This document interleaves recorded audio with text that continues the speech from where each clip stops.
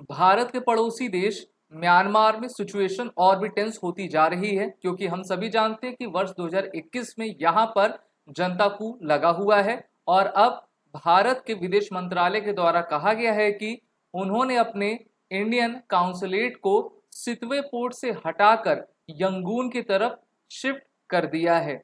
ये फैसला इसलिए लिया गया है क्योंकि म्यांमार में जो सिविल वॉर है और उनके मिलिट्री के प्रति लोगों का जो रोष है वो काफी तेजी से बढ़ता जा रहा है। और अब उनके द्वारा जो है सितवी पोर्ट पर भी पूरी तरीके से कब्जा कर लिया गया है। भारत के विदेश मंत्रालय में प्रवक्ता जो हैं उनके द्वारा कहा गया है कि the security situation in Myanmar remains precarious and deteriorating. You heard about the fighting that is going on specifically in the Rakhine state and the other areas. और इन सभी बातों को देखते हुए भारत के द्वारा अपने काउंसलेट को आपके सितवी पोर्ट से हटाकर यंगून की तरफ शिफ्ट किया गया है। अगर हम कोलकाता से सितवे देखें और सितवे से आपका यंगून देखें तो सितवे से जो आपका यंगून आता है वो म्यांमार के साउथ पार्ट में आता है, जहां पर अभी ऐसा नहीं देखा गया है कि वहां पर किसी भी प्रकार का रोष आपका उत्पन्न हो। वहीं पर सितवे से अगर यंगून जाना है तो टोटल इसकी दूरी 557 माइल्स की है। और भारत चाहता है कि यहाँ पर नॉर्मलसी स्टोर हो, क्योंकि भारत का काफी पैसा लगभग 122 मिलियन यूएस डॉलर जो है सितवे पोर्ट पर आपका लगा हुआ है। और भारत इस पोर्ट को आपका डेवलप करना चाहता है। लेकिन जब से कोविड-19 आया है तो वहां पर जो आंग सान सू की सरकार थी उसको हटाते हुए उनके मिलिट्री के द्वारा मिलिट्री शासन यानी कि जनता कू को वहां पर आपका इम्पोज किया गया है। रखाइन स्टेट में जो वहां की लोगों की आर्मी आपकी बनाई गई है, अराकन आर्मी जिसको कहते हैं, उनके द्वारा उनकी मिलिट्री म्यांमार की मिलिट्री को भगाया जा रहा है। और म्यांमार की मिलिट्री ने बहुत सारे एरियाज को खाली कर दिया है। और यहां तक तो पिछले 2 महीने पहले म्यांमार की मिलिट्री उनसे लड़ नहीं पा रही थी, अपने बॉर्डर पोस्ट को खाली करके वो भारत में आ रही थी जिससे कि भारत में आपका शरण ले सके। भारत इसलिए चिंतित है क्योंकि भारत का पैसा आपका वहां पर लगा हुआ है और भारत का पड़ोसी देश आपका म्यांमार है, जिससे कि हमको ट्रेड करना है। और ट्रेड के अलावा जो है हमको अपने बॉर्डर भी आपके सिक्योर रखे रहने हैं। म्यांमार में जो आपका सिविल वॉर है ये एक तरह का सिविल वॉर ही है जो कि अनडिक्लेयर्ड सिविल वॉर है, जिसमें लोगों की हत्याएं हो रही हैं। और यहां तक देखा गया है कि म्यांमार की मिलिट्री के द्वारा उनके ही लोगों पर और उनकी विपक्षी पार्टी पर जो है एयर स्ट्राइक करके सैकड़ों लोगों को आपका मारा गया है। म्यांमार की जनता ये चाहती है कि वहां पर डेमोक्रेसी आए और किसी भी प्रकार का ऑटोक्रेटिक रूल आपका ना हो। वो चाहते हैं कि उनकी जो लीडर हैं आंग सान सू की, जिनको 2021 में आपका गिरफ्तार कर लिया गया है, उनकी रिहाई हो और वही म्यांमार देश का आपका नेतृत्व कर सके। तो यहाँ पर आप देख सकते हो कि अरुणाचल प्रदेश, नागालैंड, मणिपुर, मिजोरम, ये 4 ऐसे हमारे राज्य हैं जो कि म्यांमार से अपना सीमा साझा किया करते हैं। और इस कारण से अभी हाल ही में ministry of home affairs Amit Shah के द्वारा ये कहा गया कि भारत 2018 में किए गए FMR अर्थात फ्री मूवमेंट रीजन का जो एग्रीमेंट था, जो जिसको भारत ने आपके म्यांमार के साथ वर्ष 2018 में किया था, अब उसको उस एग्रीमेंट को हटाता है, समाप्त करता है। क्योंकि भारत और म्यांमार की लगभग 1643 किलोमीटर की जो लॉन्ग बाउंड्री है उस पर देखा गया है कि वहां के लोग यहां पर आकर जो है काफी न्यूसेंस क्रिएट करते हैं। इस कारण से भारत को ये फैसला लेना पड़ा है, क्योंकि म्यांमार की जो इंटरनल सिचुएशन है काफी वो वर्स्ट है। वहीं पर म्यांमार बिम्स्टेक यानी कि bay of Bengal initiative for multi sectoral technical and economic cooperation में भारत का सहयोगी है।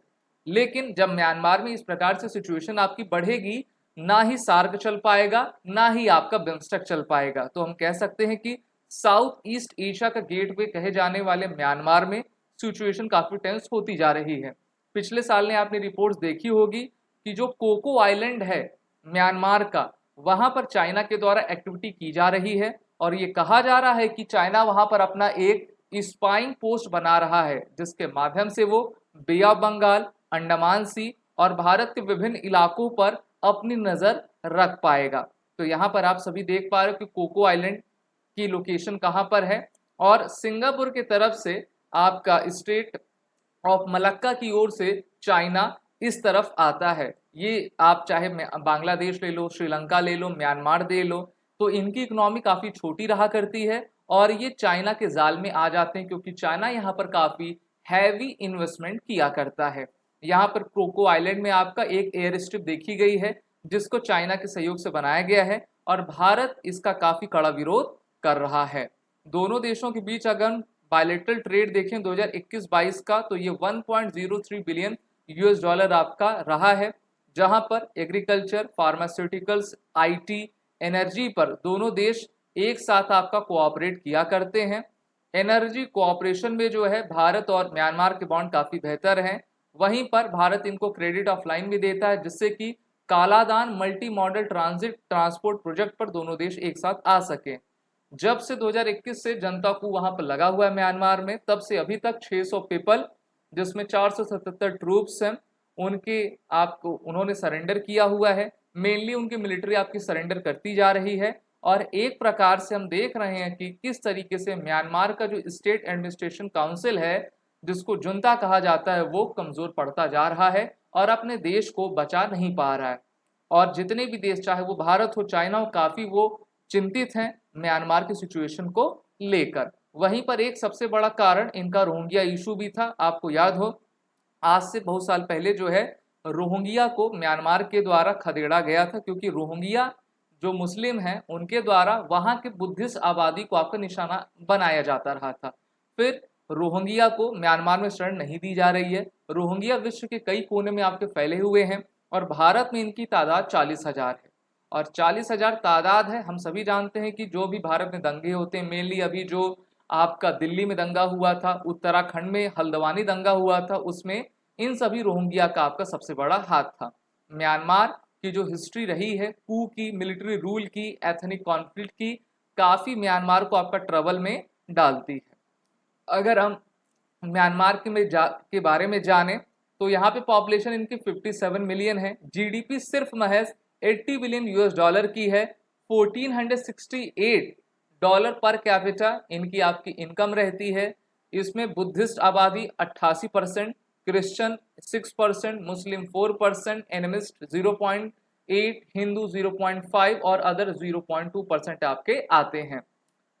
19वीं शताब्दी में म्यांमार को ब्रिटिशर्स के द्वारा अलग कर दिया गया था और म्यांमार भी भारत का ही आपका हिस्सा था।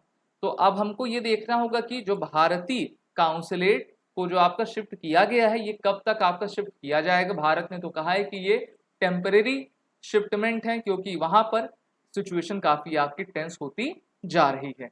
आगे की अपडेट के लिए आप सभी फ्लैग फ्लिकर के इस चैनल से जुड़े रहिए, साथ ही साथ इस सेशन को लाइक और शेयर ज़रूर करते जाइए।